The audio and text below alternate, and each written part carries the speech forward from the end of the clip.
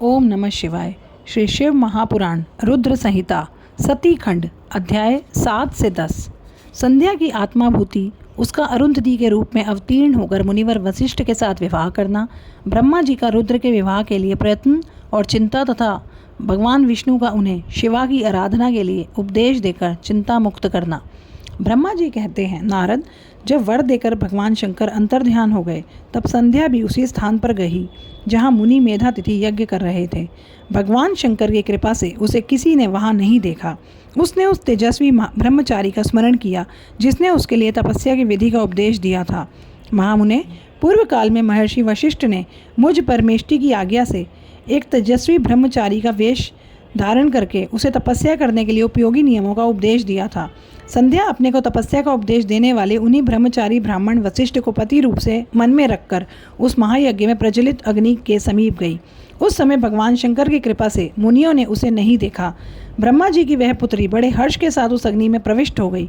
उसका पुरोडाशमय शरीर तत्काल दग्ध हो गया। उस पुरोडाश की अलक्षित गंध सब ओर फैल गई। अग्नि ने जब भगवान शंकर की आज्ञा से उसके सुवर्ण जैसे शरीर को जलाकर शुद्ध करके पुनः सूर्यमंडल में पहुंचा दिया, तब सूर्य ने पितरों और देवताओं की तृप्ति के लिए उसे 2 भागों में विभक्त करके अपने रथ में स्थापित कर दिया। मुनीश्वर, उसके शरीर का ऊपरी भाग प्रातः संध्या हुआ, जो दिन और रात के बीच में पड़ने वाली आधी संध्या है, तथा उसके शरीर का शेष भाग साय संध्या हुआ, जो दिन और रात के मध्य में होने वाली अंतिम संध्या है। साय संध्या सदा ही पितरों को प्रसन्नता प्रदान करने वाली होती है। सूर्योदय से पहले जब अरुणोदय हो, प्राची के क्षितिज में लाली छा जाए, तब प्रातः संध्या प्रकट होती है, जो देवताओं को प्रसन्न करने वाली है। जब लाल कमल के समान सूर्य अस्त हो जाते हैं, उसी समय सदा साय संध्या का उदय होता है, जो पितरों को आनंद प्रदान करने वाली है। परम दयालु भगवान शिव ने उसके मन सहित प्राणों को दिव्य शरीर से युक्त देहधारी बना दिया। जब मुनि के यज्ञ की समाप्ति का अवसर आया, तब वह अग्नि की ज्वाला में महर्षि मेधातिथि को तपाए हुए स्वर्ण की सी कांति वाली पुत्री के रूप में प्राप्त हुई। मुनि ने बड़े आमोद के साथ उस समय उस पुत्री को ग्रहण किया। उन्होंने यज्ञ के लिए उसे नहलाकर अपनी गोद में बिठा लिया। शिष्यों से घिरे हुए महामुनि मेधातिथि को वहाँ बड़ा आनंद प्राप्त हुआ। उन्होंने उसका नाम अरुंधति रखा। वह किसी भी कारण से धर्म का अवरोध नहीं करती थी, अतः उसी गुण के कारण उसने स्वयं ये त्रिभुवन विख्यात नाम प्राप्त किया। देवर्षि, यज्ञ को समाप्त करके कृतकृत्य हो वे मुनि पुत्री की प्राप्ति होने से बहुत प्रसन्न थे और अपने शिष्यों के साथ आश्रम में रहकर सदा उसी का लालन पालन करते थे।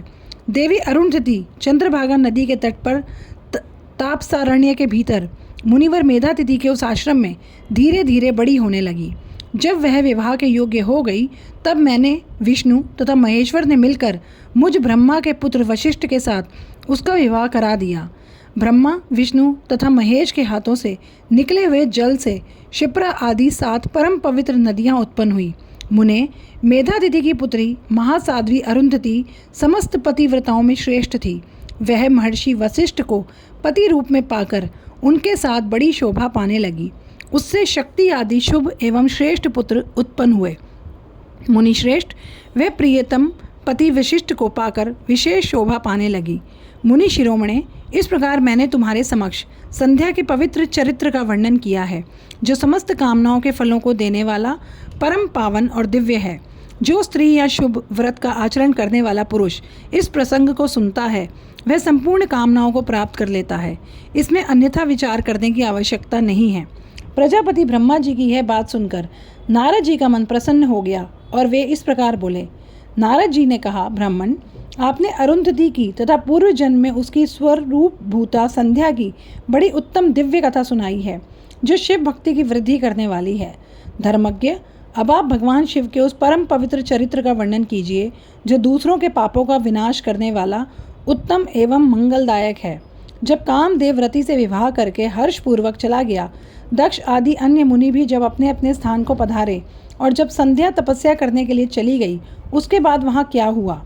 ब्रह्मा जी ने कहा, विप्रवर नारद, तुम धन्य हो, भगवान शिव के सेवक हो, अतः शिव की लीला से युक्त जो उनका शुभ चरित्र है उसे भक्तिपूर्वक सुनो। तात, पूर्व काल में मैं एक बार जब मोह में पड़ गया और भगवान शंकर ने मेरा उपहास किया, तब मुझे बड़ा शोभ हुआ। वस्तुतः शिव की माया ने मुझे मोह लिया था। इसीलिए मैं भगवान शिव के प्रति ईर्ष्या करने लगा। किस प्रकार सो बताता हूँ, सुनो। मैं उस स्थान पर गया जहाँ दक्ष राज मुनि उपस्थित थे। वहीं रति के साथ कामदेव भी था। नारद, उस समय मैंने बड़ी प्रसन्नता के साथ दक्ष तथा दूसरी पुत्रों को संबोधित करके वार्तालाप आरंभ किया। उस वार्तालाप के समय में शिव की माया से पूर्णतः मोहित था। अतः मैंने कहा, पुत्रों, तुम्हें ऐसा प्रयत्न करना चाहिए जिससे महादेव जी किसी कमनीय कांति वाली स्त्री का पाणी ग्रहण करें। इसके बाद मैंने भगवान शिव को मोहित करने का भार रति सहित कामदेव को सौंपा। कामदेव ने मेरी आज्ञा मानकर कहा, प्रभो, सुंदरी स्त्री ही मेरा अस्त्र है, अतः शिवजी को मोहित करने के लिए किसी नारी की सृष्टि कीजिए। यह सुनकर मैं चिंता में पड़ गया और लंबी सांस खींचने लगा। मेरे उस निश्वास से राशि राशि पुष्पों से विभूषित वसंत का प्रादुर्भाव हुआ। वसंत और मलयानिल ये दोनों मदन के सहायक हुए। इनके साथ जाकर कामदेव ने वामदेव को मोहने की बारंबार चेष्टा की, परंतु उसे सफलता न मिली। जब वह निराश होकर लौट आया तब उसकी बात सुनकर मुझे बड़ा दुख हुआ। उस समय मेरे मुख से जो निश्वास वायु चली उससे मारगणों की उत्पत्ति हुई। उन्हें मदन की सहायता के लिए आदेश देकर मैंने पुनः उन सबको शिवजी के पास भेजा, परंतु महान प्रयत्न करने पर भी वह भगवान शिव को मोह में ना डाल सके। काम सपरिवार लौट आया और मुझे प्रणाम करके अपने स्थान को चला गया। उसके चले जाने पर मैं मन ही मन सोचने लगा कि निर्विकार तथा मन को वश में रखने वाले योगपरायण भगवान शंकर किसी स्त्री को अपनी सहधर्मिणी बनाना कैसे स्वीकार करेंगे। यही सोचते सोचते मैंने भक्ति भाव से उन भगवान श्री हरि का स्मरण किया, जो साक्षात शिव स्वरूप तथा मेरे शरीर के जन्मदाता हैं। मेरे दीन वचनों से युक्त शुभ स्तोत्रों द्वारा उनकी स्तुति की। उस स्तुति को सुनकर भगवान शीघ्र ही मेरे सामने प्रकट हो गए। उनके 4 भुजाएं शोभा पाती थीं। नेत्र प्रफुल्ल कमल के समान सुंदर थे। उन्होंने हाथों में शंख, चक्र, गदा और पद्म ले रखे थे। उनके श्याम शरीर पर पीताम्बर की बड़ी शोभा हो रही थी। वे भगवान श्री हरि भक्त प्रिय हैं। अपने भक्त उन्हें बहुत प्यारे हैं। सबके उत्तम शरण दाता उन श्री हरि को उस रूप में देखकर मेरे नेत्रों में प्रेमाश्रुओं की धारा बह चली और मैं गदगद कंठ से बारंबार उनकी स्तुति करने लगा।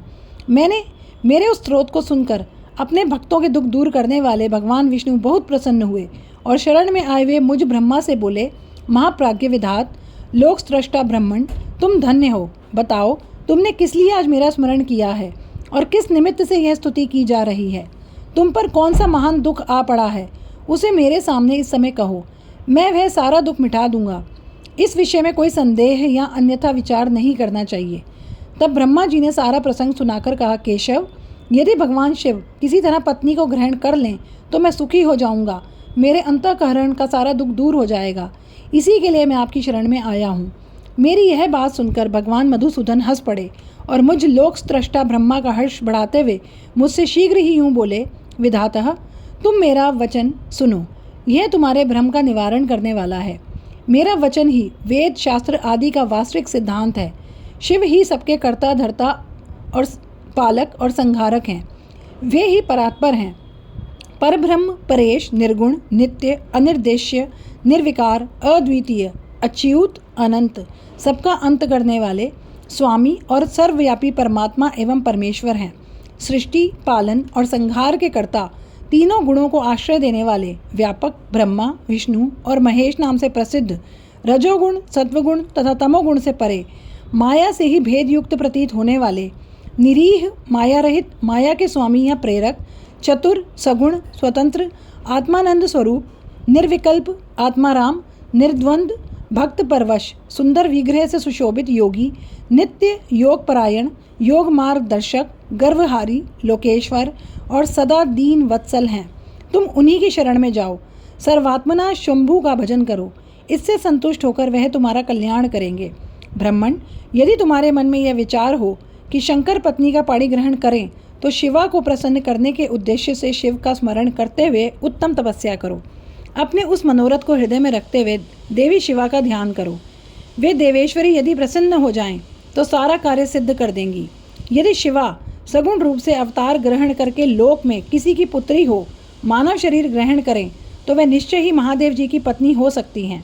ब्राह्मण, तुम दक्ष को आज्ञा दो, वह भगवान शिव के लिए पत्नी का उत्पादन करने के निमित्त स्वतः भक्ति भाव से प्रयत्नपूर्वक तपस्या करे। तात, शिवा और शिव दोनों को भक्त के अधीन जानना चाहिए। वे निर्गुण पर ब्रह्म स्वरूप होते हुए भी स्वेच्छा से सगुण हो जाते हैं। विधे भगवान शिव की इच्छा से प्रकट हुए। हम दोनों ने जब उनसे प्रार्थना की थी तब पूर्व काल में भगवान शंकर ने जो बात कही थी उसे याद करो। ब्राह्मण, अपनी शक्ति से सुंदर लीला विहार करने वाले निर्गुण शिव ने स्वेच्छा से सगुण होकर मुझको और तुमको प्रकट करने के पश्चात तुम्हें तो सृष्टि कार्य करने का आदेश दिया और उमा सहित उन अविनाशी सृष्टिकर्ता प्रभु ने मुझे इस सृष्टि के पालन का कार्य सौंपा।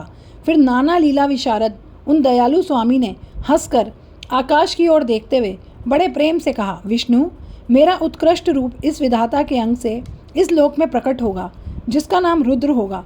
रुद्र का रूप ऐसा ही होगा जैसा मेरा है। वह मेरा पूर्ण रूप होगा। तुम दोनों को सदा उसकी पूजा करनी चाहिए। वह तुम दोनों के संपूर्ण मनोरथों की सिद्धि करने वाला होगा। वही जगत का प्रलय करने वाला होगा। वह समस्त गुणों का दृष्टा, निर्वेश एवं उत्तम योग का पालक होगा। यद्यपि तीनों देवता मेरे ही रूप हैं, तथापि विशेषतः रुद्र मेरा पूर्ण रूप होगा। पुत्रों, देवी उमा के भी 3 रूप होंगे। एक रूप का नाम लक्ष्मी होगा, जो इन श्री हरि की पत्नी होंगी। दूसरा रूप ब्रह्म पत्नी सरस्वती है। तीसरा रूप सती के नाम से प्रसिद्ध होगा। सती उमा का पूर्ण रूप होंगी।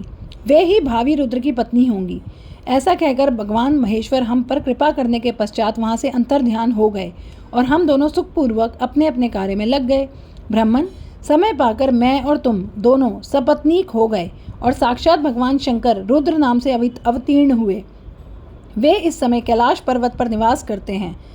प्रजेश्वर, अब शिवा भी सती नाम से अवतीर्ण होने वाली हैं, अतः तुम्हें उनके उत्पादन के लिए ही यत्न करना चाहिए।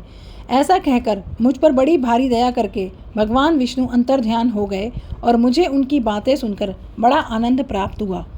अध्याय 7 से 10 समाप्त। ओम नमः शिवाय।